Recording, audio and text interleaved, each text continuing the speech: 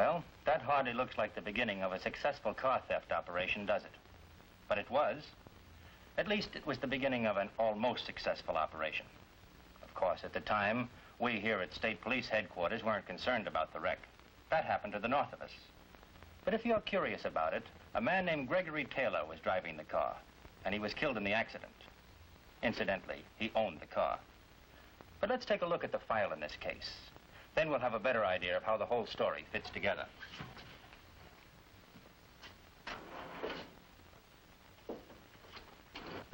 The car theft racket is one of the major problems facing law enforcement today. It's costly, widespread, and complex. In 5 years, over 1 million cars, worth more than $1 billion, have been stolen, one every 2.5 minutes, and often by professional, well-organized, smoothly operating rings. Their method of theft, concealment of identity, and sale of stolen cars sometimes defy imagination. Take the method used here, for instance.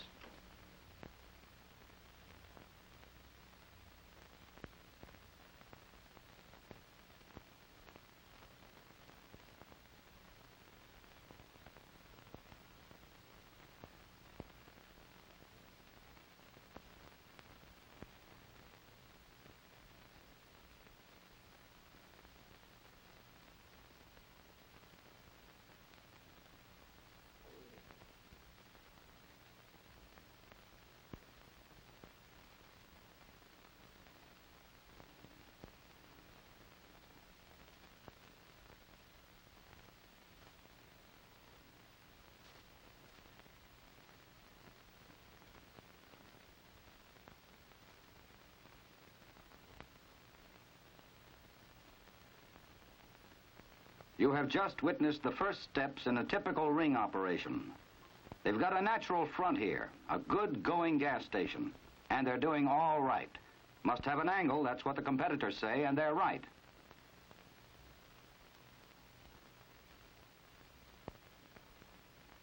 The salvage racket often begins at a junkyard. It's easy enough for a member of the ring to buy a wreck from the junk dealer. Just has to give his name or the one he's using at the moment. Then he says he's in the repair or rebuilding business. This is Arnold Logan. Occasionally calls himself Blake. He owns the gas station you just saw. And he's looking for a car, a special car. But it's no problem. He already knows the car is there. Knows just what he wants. After all, he just stole one exactly like it.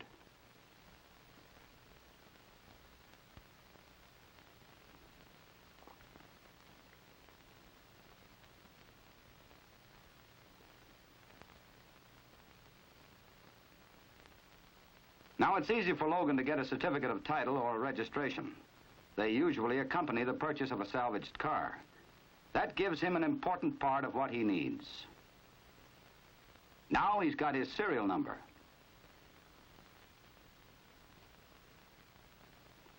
And he gets his motor number. From now on, Logan's problems are purely mechanical.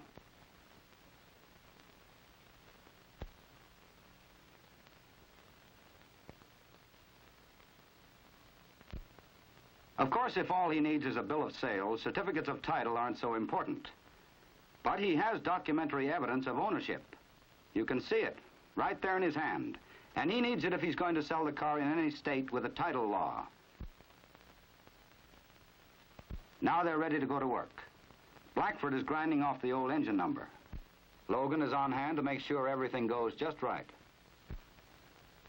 Woodbridge is getting rid of any identifying papers. Changing the serial number on the doorpost. Tearing off any lubrication stickers. Just cleaning up in general. Now for a new set of tags. Sometimes a fraudulent application will accomplish this, or maybe they were just stolen. In any event, they will change the identity of the stolen car. Well, Logan and his gang seem to be doing a thorough job. No mistakes yet. Motor numbers changed, serial numbers changed, tags are new, and there's a certificate of ownership to prove that everything is just the way it should be. And now, with the identity change complete, the doctored stolen car is ready for market. Even the best organized car theft ring must take some calculated risks, and crossing a state line is one of them. Up to this point, the entire matter was purely a local issue. But that last half mile gave the FBI the power and welcome opportunity to join with local, county, and state law enforcement agencies. Now the odds against Logan are just that much shorter. Here at this busy, bustling automobile auction, Logan's odds were much better. There were many people here whose only purpose in being around was to buy cars. And Logan can sell at any price.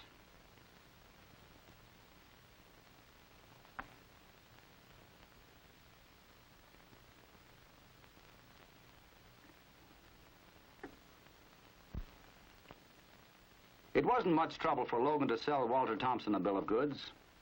Oh, Thompson wasn't stupid. He read the registration certificate all right. 1956 Chevrolet Club Sedan, motor number, serial number, previous owner Roger Brown of Springfield.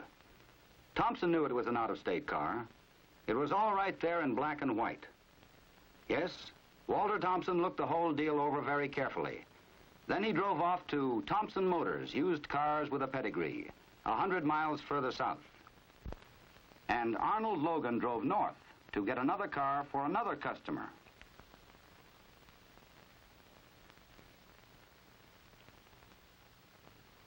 Well, Walter Thompson did all right.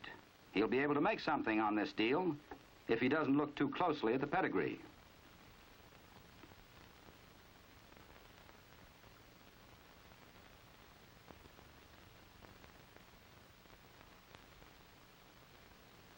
Yes, Walter was pretty pleased with himself. Made himself a real good deal. Only now read it over and see how good. Looks legal enough, but what about checking the numbers? Of course, he should have done that earlier. But he didn't when it would have counted most, at the auction. So Walter Thompson went to the back of his lot just to make sure.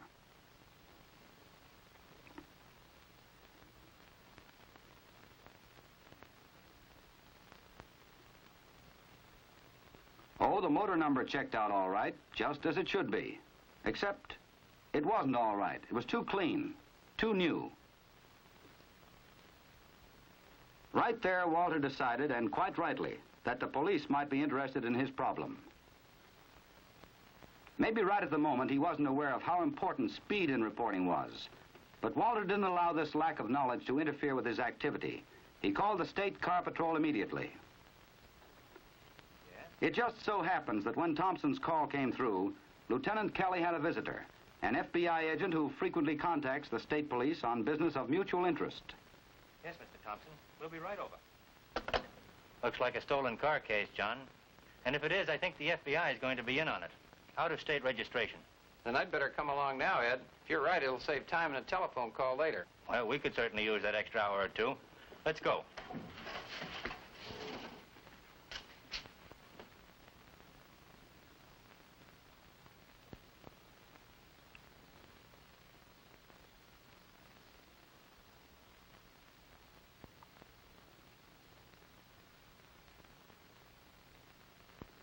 After a few words with Thompson and a quick look at the papers, both Kelly and the FBI agent knew. The out-of-state business was about all the information they could gain from the certificate of ownership for the moment. But they hadn't expected much more. A clever ring doesn't usually make obvious mistakes on the documents of ownership. But a careful examination of everything prevents overlooking something. Their next step was to take a look at the car itself. Of course, the obvious discrepancy was the one that first caught Thompson's attention. The motor numbers had been altered. The surface there was too clean, and there were definitely grinding marks. This was Logan's first mistake, and it was the one that aroused Thompson enough to call in the state police. For Lieutenant Kelly and the FBI agent, it was the first break. Now they went over the car in detail, from the outside first, especially for fingerprints. But professionals are usually pretty careful about leaving obvious evidence around. This was no exception. Certainly no fingerprints. No personal papers or articles, not even an old newspaper.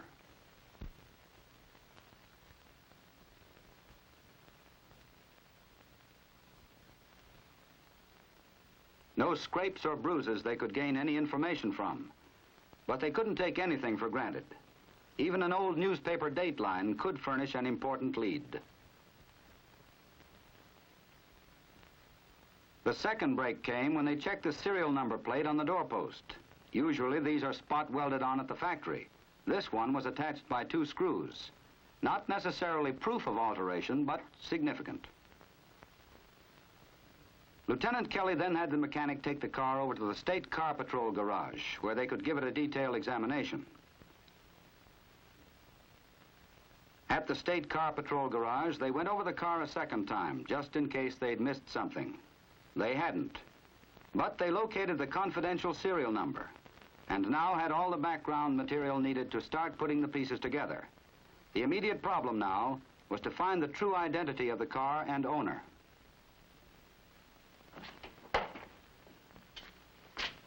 Well, at least we have something to go on. Enough, at least for the moment. You mind if I use your phone? Of course. Help yourself.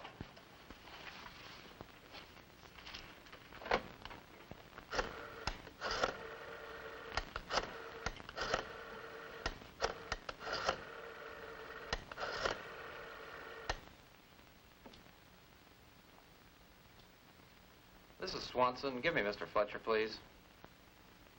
You know, Kelly, we've got just about all the information we really need right here. Oh, Frank, this is Swanson. Say, I've been making a check on a stolen car with Lieutenant Kelly. Would you mind making a check on these numbers for me, please? Tag number 135-488. Motor number OIO9641. T as in Tom 56F. Serial number B56-123434. These facts are always the basic takeoff point in tracing a stolen car. And since speed is essential, the FBI is at the service of local law enforcement agencies in this tracing function. They could have, of course, sent the entire motor block to the FBI laboratory in Washington. That way, through various techniques, they could have brought out the original motor number. But Kelly and Swanson felt they had enough to go on without that. Even though tags are usually stolen or have been issued on the strength of fraudulent applications, they may still lead to valuable information. Therefore, they made their first check with the Department of Motor Vehicles in the state of issuance. If the tags had been stolen, they might get a lead from the true owner. If fraudulent papers were involved, they can be submitted for latent fingerprints examination, handwriting, and other document analysis by FBI expert examiners. Again, even though motor numbers and serial numbers have been altered, they are still valuable in tracing the true identity of the car. Since all theft alarms are usually filed by either motor number, serial number, or both, a record check is made with the local police and with the state police agencies in surrounding states. While Fletcher was running down the information Agent Swanson requested, Swanson returned to his office. From there, he got on the phone and checked with the nearest division of the National Automobile Theft Bureau for stolen reports on file. They said they'd check and call back. The manual for identification of automobiles told him the model, year, type, and where the car was assembled. This was accomplished by using the confidential serial number as a key. By the time Swanson got back to Lieutenant Kelly's office, he had most of the information they'd need. How's all yours? That's fine, thank you. That's good. Glad you got over, John. I made impressions of the altered numbers and got them off to your laboratory, just in case this is a ring we're dealing with. Good. Looks like this is an addition we'll want in the National Automobile Altered Numbers file. And incidentally, we're beginning to get some answers to all those teletypes, too. Oh? What's up? I just got a reply on the altered number. No stolen report. Car belonged to a man named Taylor. His wife said he was killed in an accident. His insurance company handled it from there. And I think we better get over and have a talk with them. Sounds good. Let's go. Their first check was with Taylor's insurance company. They had paid Taylor's widow a total loss claim, and the two investigators wanted to find out what had been done with the wreck. In many cases, these companies send reports to the National Automobile Theft Bureau for filing. It helps against the future possibility of fraud. This company hadn't, but they finally found the name of the salvage dealer who bought the wreck. The next stop was the salvage yard, and Hanson, the owner, was more than happy to cooperate. He told them he felt a lot of legitimate dealers like himself were getting a bad name through this salvage racket. He said most of them would like to help, but they didn't know how they could do anything themselves.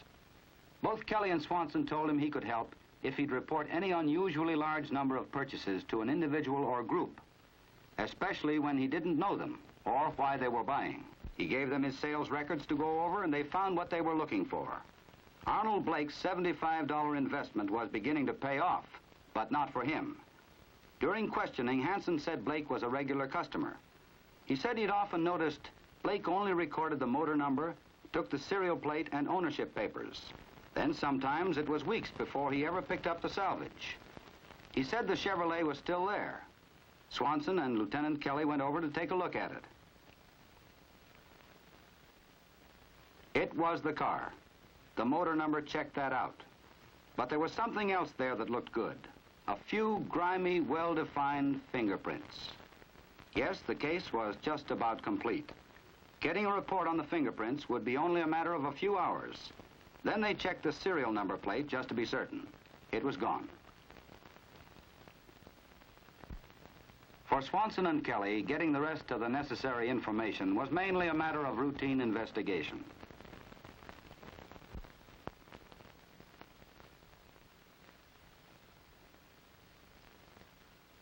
A check of the neighborhood revealed that Logan usually had a large number of late model cars around, most with out-of-state tags. His neighbors thought it particularly strange that he had such a large proportion of garage business. Well, that ended it. We had all the information we needed, and we got it the only way it can be gotten. Through careful examination, swift tracing of stolen cars, intelligent investigation, and close cooperation between all levels of law enforcement. That's the only answer to the professional car thieves, America's most expensive form of larceny. Of course, we still had to get Blake, or Logan as we identified him through our fingerprint check. But now, with the evidence we already had, that was the least of our problems. A junkyard record showed that several cars purchased by Blake were being used as a source for altered motor numbers. Further investigation proved these to be stolen cars. From photographs of Logan, or Blake, both the junk dealer and several used car dealers who bought stolen cars identified him. The U.S. Attorney authorized prosecution, a federal complaint was filed, and a warrant was issued.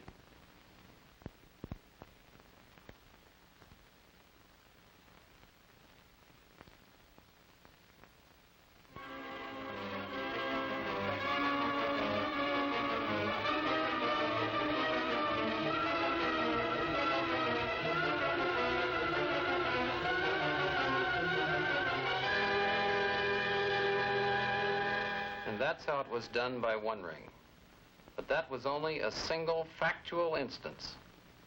In this far-flung larceny, professional car thieves operating in carefully organized, smoothly functioning rings are the greatest challenge to America's law enforcement agencies.